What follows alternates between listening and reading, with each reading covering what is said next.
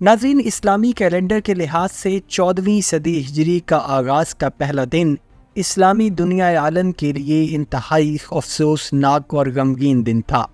عیسوی سال تھا 1979 اور تاریخ تھی 20 نومبر اور اسلامی تاریخ تھی 1 محرم الحرام سن 1400 ہجری، کہ جب گولیوں کی تڑتڑاہٹ نے حرم شریف کی دیواروں میں دہشت اور خوف پھیلا دیا، کیونکہ تقریباً 600 شدت پسندوں نے حرم شریف کو اپنے گھیرے میں لے لیا تھا۔ حج کا اختتام ہوئے کچھ دن ہی گزرے تھے۔ زیادہ تر حاجی حج کے ختم ہونے کے بعد اپنے گھروں کو واپس جا چکے تھے، لیکن 20 نومبر 1979 کی صبح پھر بھی تقریباً 1 لاکھ سے زائد لوگ خانہ کعبہ حرم شریف میں موجود تھے۔ اسلامی صدی کے آغاز کے دن کی مناسبت سے یہ بھی اعلان کیا جا چکا تھا کہ نئی اسلامی صدی کے آغاز پر سعودی بادشاہ شاہ خالد بھی حرم شریف آئیں گے اور نماز فجر ادا کریں گے۔ نماز فجر کی ادائیگی سے قبل معمول کے مطابق کچھ جنازے بھی لائے گئے اور نماز فجر کے بعد ان کی نماز جنازہ پڑھی جانا مقصود تھی، لیکن جنازوں کی شکل میں جن کو حرم پاک میں اس دن لایا گیا، اس نے حرم پاک کی حرمت اور تاریخ دونوں پر ہی انتہائی ظالم ضرب لگائی کہ جس نے پوری دنیا کو ورطۂ حیرت میں ڈال دیا۔ اس دن جنازوں کے کفن میں مردے موجود نہیں تھے، بلکہ ان میں چھپا کر اسلحہ حرم شریف میں لایا گیا۔ حرم شریف کے مؤذن شیخ السبیل کی زبان سے اذان فجر کی آواز حرم میں گونجتی ہے۔ اذان جیسے ہی ختم ہوتی ہے تو فجر کی جماعت کھڑی ہو جاتی ہے اور امام کعبہ فجر کی نماز پڑھاتے ہیں۔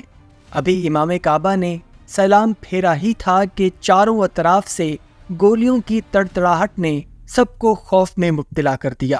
مسلمانوں کی سب سے مقدس جگہ پر گولیوں کی آواز نے وہاں موجود سب لوگوں کو پریشانی میں مبتلا کر دیا، کیونکہ کوئی بھی مسلمان اس کا گمان بھی نہیں کر سکتا تھا کہ مسجد الحرام میں بھی گولیاں چل سکتی ہیں۔ 600 سے زائد شدت پسند اسلحہ سے لیس پورے حرم شریف کو اپنے قبضے میں لے چکے تھے۔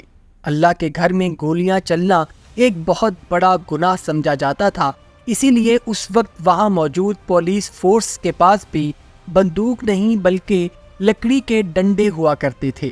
2 پولیس والوں کو مزاحمت کرنے پر فوری طور پر شہید کر دیا جاتا ہے۔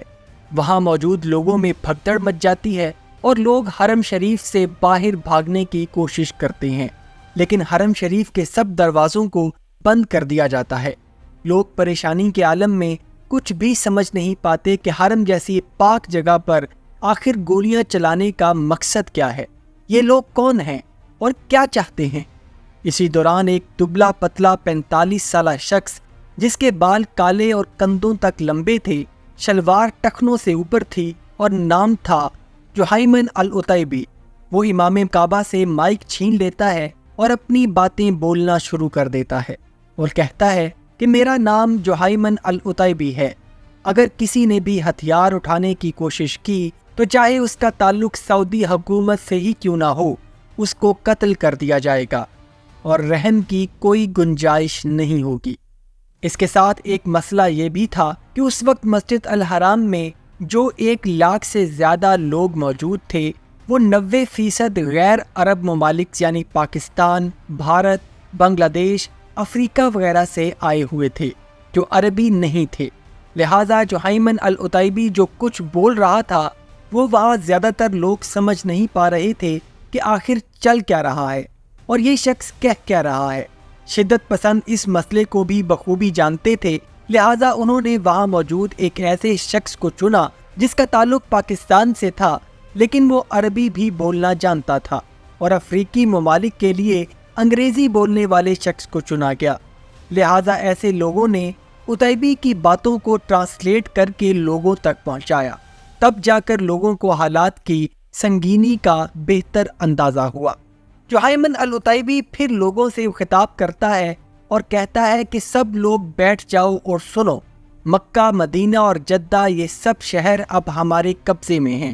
اور اس کے بعد جہیمن کی طرف سے ایک بہت بڑا اعلان کیا جاتا ہے کہ میرے ساتھ امام مہدی کھڑے ہیں اور اب سب لوگوں پر فرض ہے کہ سب ایک ایک کر کے آئیں اور ان کی بیعت کر لیں۔ جہیمن کے ساتھی پورے حرم شریف کو اپنے کنٹرول میں لے لیتے ہیں اور حرم شریف کے میناروں پر بھی شدت پسندوں نے مشین گن نصب کر دی تھی اور بھاری اسلحہ کو اوپر مینار پر لے جانے کے لیے انہوں نے وہاں موجود لوگوں کی بھی مدد حاصل کی۔ جہیمن العتیبی پورے 1 گھنٹے تک مائک پر لوگوں سے خطاب کرتا رہا۔ اس خطاب میں وہ کہہ رہا تھا کہ حضرت محمد صلی اللہ علیہ وآلہ وسلم کی گئی پیشن گوئی پوری ہونے جا رہی ہے۔ امام مہدی علیہ السلام ہمارے درمیان ظاہر ہو چکے ہیں۔ اب اسلام پوری دنیا پر غلبہ حاصل کرے گا اور یہ اس کی شروعات ہے۔ ناظرین، امت مسلمہ کا ماننا ہے کہ امام مہدی علیہ السلام کا ظہور اس دنیا کے آخری دور میں ہوگا، جب قیامت کا وقت قریب ہوگا، کہ جب مسلمان زیر تاب ہوں گے اور یہود و نصارہ کے مظالم کی وجہ سے پس چکے ہوں گے۔ پھر امام مہدی علیہ السلام کا ظہور ہوگا جو امت مسلمہ کو دوبارہ اکٹھا کریں گے اور یہود و نصارہ کے خلاف جہاد کریں گے اور اللہ تعالیٰ ان کو فتح سے ہمکنار کرے گا۔ العتیبی 1 گھنٹہ کے خطاب کے بعد مائک بند کر دیتا ہے اور پورے مکہ میں سنسنی پھیل جاتی ہے۔ تمام دکاندار اور ہوٹلز کے مالک سب کچھ بند کر کے بھاگ جاتے ہیں۔ یہ خبر جنگل کی آگ کی طرح پوری دنیا میں پھیل جاتی ہے اور پورے 2 ہفتوں تک چلنے والے اس محاصرے نے اسلامی دنیا کا نقشہ ہی بدل کے رکھ دیا۔ اور ناظرین، ایسا نہیں ہے کہ جہیمن العتیبی نے پہلی بار خانہ کعبہ پر حملہ کیا تھا۔ اس سے پہلے بھی 17ویں اور 19ویں صدی میں بیت اللہ پر حملے ہوئے ہیں اور جہیمن العتیبی کا حملہ بھی نظریاتی لحاظ سے اس سے کچھ ملتا جلتا ہی تھا، کیونکہ العتیبی کے حملے کے بعد بھی امت مسلمہ کے اندر ایک نظریاتی جنگ نے جنم لیا تھا، جس کے بعد ایران اور سعودی عربیہ میں معاملات تبدیل ہونا شروع ہو گئے تھے۔